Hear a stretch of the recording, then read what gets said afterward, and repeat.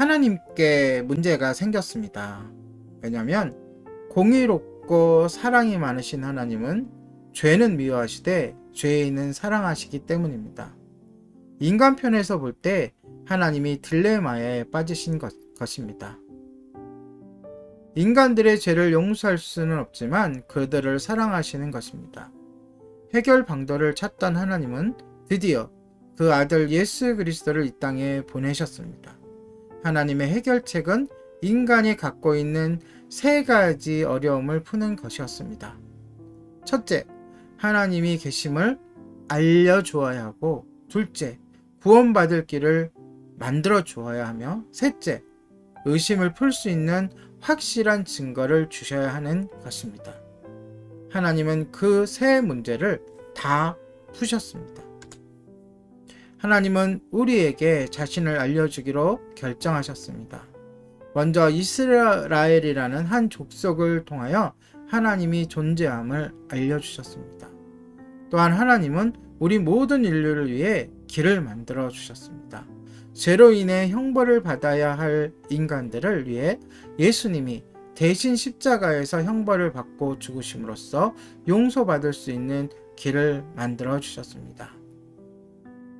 구약시대에는 이집트와 아시리아, 바빌로니아, 페르시아 등 강력한 국가들의 흥망성쇠가 거듭되었는데, 이 시기에는 하나님은 이스라엘의 예언자들을 통해 장차 하나님의 아들이 이 땅을 방문한다고 알려주셨습니다.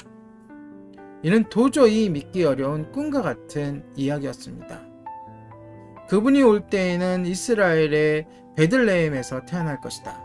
그분은 나사렛에서 자라고 강도들 틈에서 죽으시고 부자의 묘실에 장사될 것이다. 이 외에도 약 300개가 넘는 메시아에 대한 예언이 주어졌습니다. 하나님의 아들이 이 땅에 찾아오리라는 예언이 계속되다가 마침내 신구약 중간기를 거쳐 메시아 출현 바로 직전에 마지막 예언자 세례 요한이 나타났습니다. 그는 예수님을 메시아라고 선포했습니다. 나는 광야에서 외치는 소리다. 내 뒤에 오실 이가 바로 그분이다. 드디어 기원 전과 기원 후를 가르면서 역사 속에 예수님이 등장하셔서 말씀하셨습니다. 기원 전, 즉 BC는 비포 클라시트, 바로 예수님 이전이고, 기후는 아도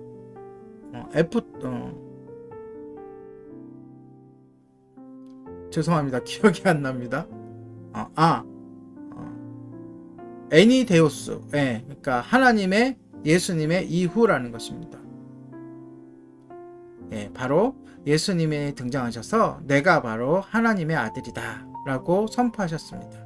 당시 사람들은 예수님께서 병든 자를 치유하시고 시각장애인의 눈을 뜨게 하시며 한센병 환자를 고치시고 심지어는 죽은 사람을 살리는 모습을 보면서 그가 하나님의 아들이라고 믿었습니다. 반면 그분을 시기하던 유대 지도자들은 하나님의 아들임을 주장하는 예수님께서 신성을 모독한다는 명목으로 그분을 십자가에 못 박아 죽였습니다.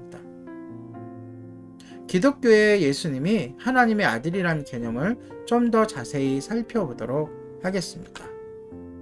이 하나님의 아들이라는 개념은 인간의 가족 개념에서 말하는 아버지와 아들 관계와는 다른 것입니다.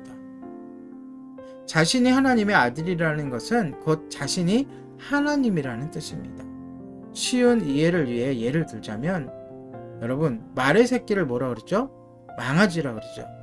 소의 새끼를 뭐라 그러죠? 송아지라고 할 때에 우리는 송아지를 말이 아닌 소라고 말하듯이 예수님께서 자신을 하나님의 아들이라고 주장하신 것은 곧 그분이 바로 그가 인간과 같지 않은 하나님이라는 뜻입니다.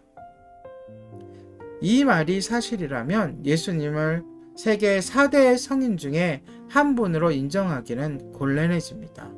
그 이유는 예수님은 인간이 아니시기 때문입니다. 예수님께서 자신을 가리켜 하나님의 아들이라고 하셨으니 만일 그 말이 사실이 아니라면 그분은 결과적으로 미친 사람이거나 거짓말쟁이일 수밖에 없습니다. 예수님은 높은 도덕적 교훈도 이야기하셨지만 자신에 대해서는 더욱 명확히 선명하게 말씀하셨습니다. 예를 들어 나는 죽으러 왔다. 나는 하나님의 아들이다. 나를 통해서 구원받아야 한다. 나는 하늘로부터 왔고 나를 믿어야 생명을 얻는다. 라고 말입니다.